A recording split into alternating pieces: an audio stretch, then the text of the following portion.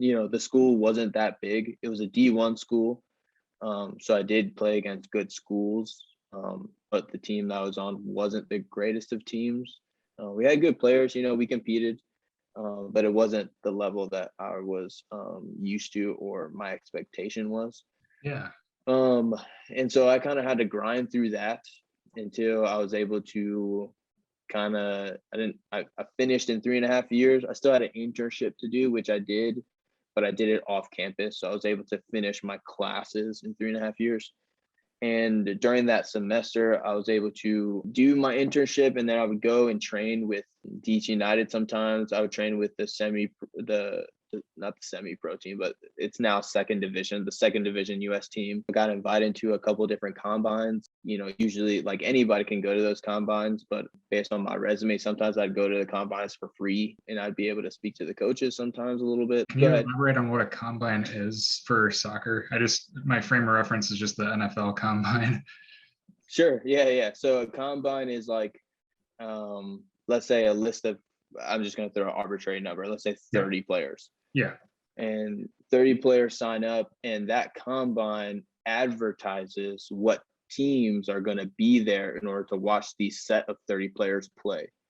And so they can be some Spain teams, there could be some other American teams from the first division, second division. It could be like a host of teams. Sometimes you have to be a little bit careful, because sometimes those teams kind of send like not really anybody serious.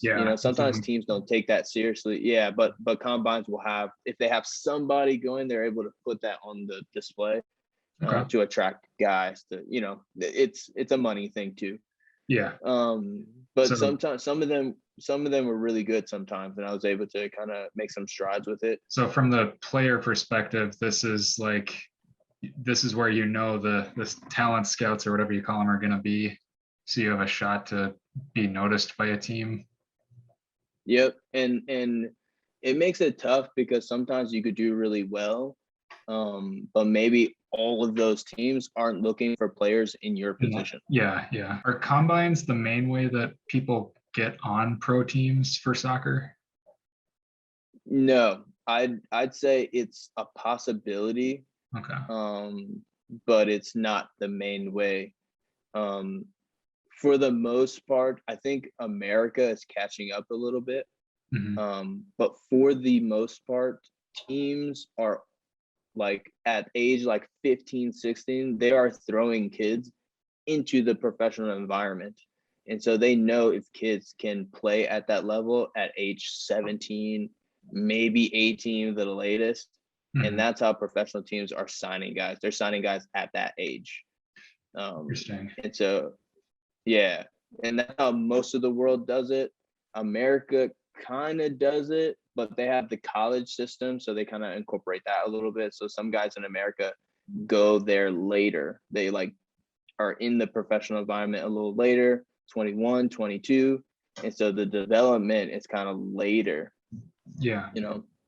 That's interesting, because I don't know if you've read Moneyball, but the guy, I can't remember his name right now, but he talked about how a lot of other coaches would grab high school kids if they had like a 90+ mile an hour fastball or whatever, but he would explicitly never recruit a high school kid just because they're younger, and if you can get a college level player, there's development as the skills, but also just kind of maturity, emotionally, and who you are as a person and whatever. So that's interesting that, but you're saying the rest of the world does it that way too. So yeah, I think the difference would be the actual sport.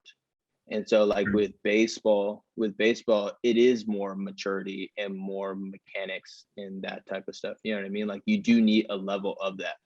Mm-hmm. And I'm not saying in soccer you don't need that, but as in between ages of 16 and 18, there's ways around that. That's why you see in the sport of soccer, you see short guys, you see tall guys, you see muscular guys, you see skinny guys. There's all kinds of different shapes, which means there's all kinds of different variables in order to play that game.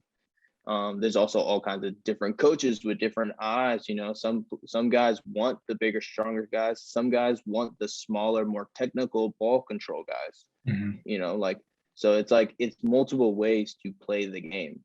Yeah. So like if a coach sees somebody at 17, what attributes can they give to that team that they can mature over time? You know what I mean? So that by the age of, not 17, but maybe 19, 20, those 2-3 years playing in a professional environment, they can offer something, and then you have that player for a decade. You never know. Yeah, that's really cool that they kind of, well, and maybe I'm just naive about the world of sports, but I think it's really cool that they're going in with that kind of developmental, let's set him up to grow in a few years and he can be an amazing player. Like, instead of just trying to only pick the superstars. And it's like, okay. But yeah, I mean, it's all a money thing too, like I said, America does things differently. But let's say in Europe, if they have a kid who's 16, 17 is showing some progression while they're training in the environment that, like, okay, this kid can maybe offer something in like a year or two, they sign them, allow them to develop and train. Maybe they play a few games in the professional environment, and whether they can make it or not, like, they're either going to impact the team, or maybe that team can sell them to another team and make a profit. If you can sign this kid, let's say for free, and pay a small amount of wages for a couple of years, but you sell that kid off for 20 million pounds or 20 million euros, like, is that investment worth it for those 2-3 years? I would say so. yeah, that's interesting.